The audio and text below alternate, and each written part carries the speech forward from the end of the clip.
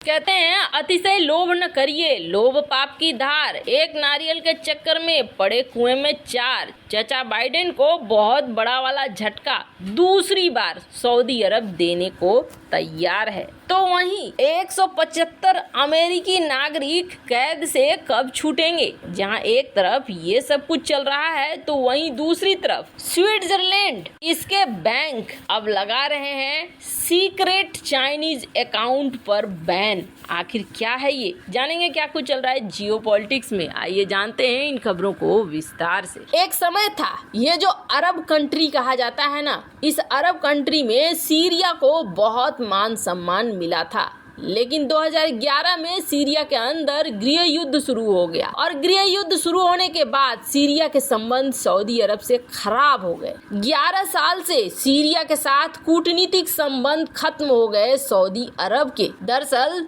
साल 2011 में कई अरब देशों की तरह सीरिया में भी सरकार विरोधी प्रदर्शन हो रहे थे, जिसे असद सरकार ने बर्बरता पूर्वक दबा दिया था। इसमें करीब 1 करोड़ से ज्यादा लोग बेघर हो गए थे और इसे वर्ल्ड वार के बाद सबसे बड़ा मानवीय संघर्ष माना गया। इसके बाद तुर्की और अरब देशों ने सीरिया के साथ संबंध को तोड़ लिए थे। इतना ही नहीं, अमेरिका सहित कई पश्चिमी देशों ने सीरिया पर कई प्रकार के प्रतिबंध लाद दिए। दरअसल अमेरिका चाहता था कि सीरिया गोलन हाइट्स से अपनी दावेदारी छोड़ दे। और गोलन हाइट्स है क्या? तो गोलन हाइट्स दक्षिण पश्चिमी सीरिया में एक पहाड़ी इलाका है। इस पर इजराइल ने कब्जा कर रखा है। ये इलाका राजनीतिक और रणनीतिक रूप से खासा अहम है। इसके अलावा अमेरिका ये भी चाहता है कि सीरिया लेबनान में हिजबुल्लाह को समर्थन न करे, ईरान, सीरिया और रूस संग संबंध तोड़ ले। ये सारा कुछ चाह रहा था, पर अब अमेरिका को एक और बड़ा झटका देने की तैयारी में है सऊदी।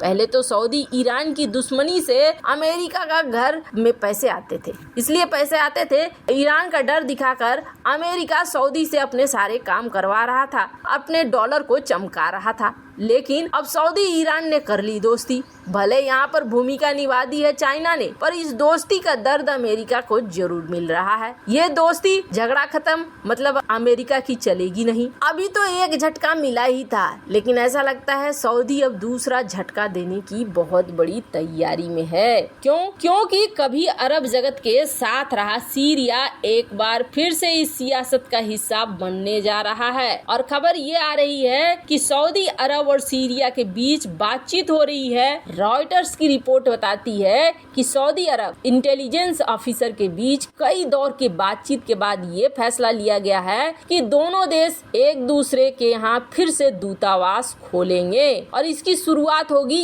ईद के बाद अप्रैल के दूसरे सप्ताह में। यानी अगर ऐसा होता है तो एक बार फिर से सीरिया 22 अरब देशों के ग्रुप यानी अरब लीग का हिस्सा बन सकता है। वैसे ये फैसला अचानक से नहीं हुआ है। सऊदी अरब कुछ समय से सीरिया के साथ मेल मिलाप के संकेत दे रहा था। पिछले 4-5 साल से सीरिया को लेकर अरब देशों के नजरिए में बदलाव देखा जा रहा है। सीरिया और सऊदी अरब के रिश्ते कायम होने की खबर से एक बार फिर से अमेरिका को झटका लगता दिख रहा है। साल 2011 में कई अरब देशों की तरह जो सीरिया में प्रदर्शन हो रहे थे, वो सारी चीजें अब खत्म हो रही है और ये मिलाप होता हुआ दिख रहा है। यानी अमेरिका के लिए एक और बड़ा झटका तैयार है। वो भी ऐसे हालात में तैयार है जब पहले से 175 अमेरिकी नागरिक फंसे पड़े हैं, कैद में हैं। किसके?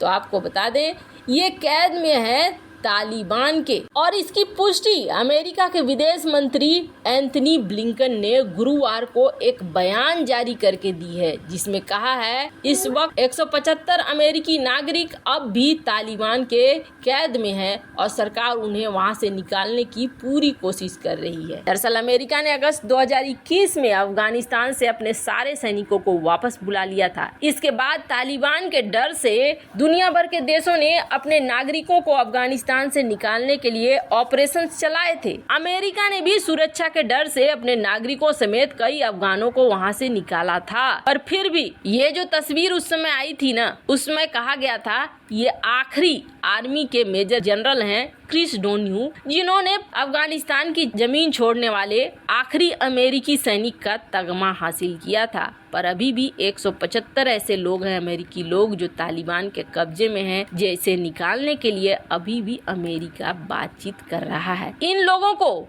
न तो कहा जा रहा है कोई खास आजादी मिली हुई है और न इनके परिवार वालों को पब्लिक में बोलने की अनुमति है। खैर, ये हाल इस वक्त अमेरिका का हो रहा है। दोनों ही तरफ से अमेरिका के लिए संकट एकदम एक बराबर लगा हुआ है। पर इन सब के बीच अगर आपको ये लग रहा है कि अमेरिका संकट से घबरा कर घर में बैठ गया है, तो ये बात भी नहीं है। अब स्विस बैंक एक बहुत बड़ी तैयारी कर रही है और स्विस बैंक जो तैयारी कर रही है वो लग रहा है जैसे चाइना के साथ आर्थिक युद्ध की शुरुआत होगी। वैसे चाइना को अगर कंट्रोल करना है तो कंट्रोल करने के लिए रास्ते तो अपनाने ही होंगे। जब रूस यूक्रेन की लड़ाई शुरू हुई थी ना, तो रूस के लिए भी इसी तरीके के कदम उठाए गए थे स्विट्जरलैंड बैंक के द्वारा, जिसमें हुआ ये था कि रूस के कई अकाउंट इसे बंद कर दिया गया था। इसलिए बंद कर दिया गया था और इन्हें कब्जे में ले लिया गया था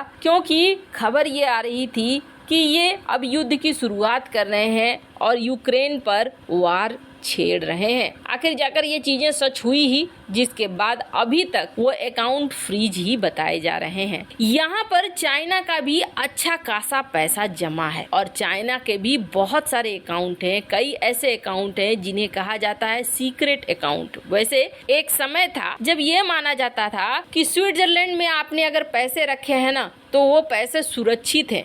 कई बार तो ये भी खबर आती थी कि बहुत सारे लोग अपना काला धन छिपा कर रखे हुए हैं स्विट्जरलैंड के अंदर। कई ऐसे सीक्रेट अकाउंट की बात पहले भी होती रही है और चूंकि स्विट्जरलैंड का ये नियम है कि वो खुलासा नहीं करते हैं, इसीलिए जो दुनिया भर के ऐसे लोग हैं जो जमा कर रखना चाहते हैं छिपा कर अपनी संपत्ति को, वो स्विट्जरलैंड के बैंकों में रखते हैं और यही चीज चाइना को भारी पड़ने वाली है। अब खबर ये आ रही है कि चाइना का स्पाई बलून, जो जासूसी बलून था, उसे मार गिराने के बाद अब चाइना कई तरह के हथियार देगा रूस को और अमेरिकी इंटेलिजेंस इस चीज को दे रही है रिपोर्ट बनाकर अमेरिका को। ब्लिंकन ने इस चीज को प्रेस कॉन्फ्रेंस में सीधे सीधे कहा था कि अगर चाइना हथियार देता है तो बहुत बुरा हाल करेंगे। अब इसका लगता है जैसे कदम उठा लिया है, क्योंकि स्विट्जरलैंड की बैंक अब लगा सकती है बैन चाइनीज अकाउंट पर। ये खबर निकलकर सामने आ रही है। मतलब चाइना के पैसे पर कब्जा कर लेगा, ठीक वैसे ही जैसे तालिबान के पैसे पर कब्जा कर लिया। अपनी अपनी पोटली अपने अपने घरों में ही रखना चाहिए, ऐसा लग रहा है ये हालात देखकर। वैसे इन सब मामले में आपकी क्या राय है, कमेंट कर जरूर बताएं। जल्द मिलते हैं अगले वीडियो में नई खबर के साथ।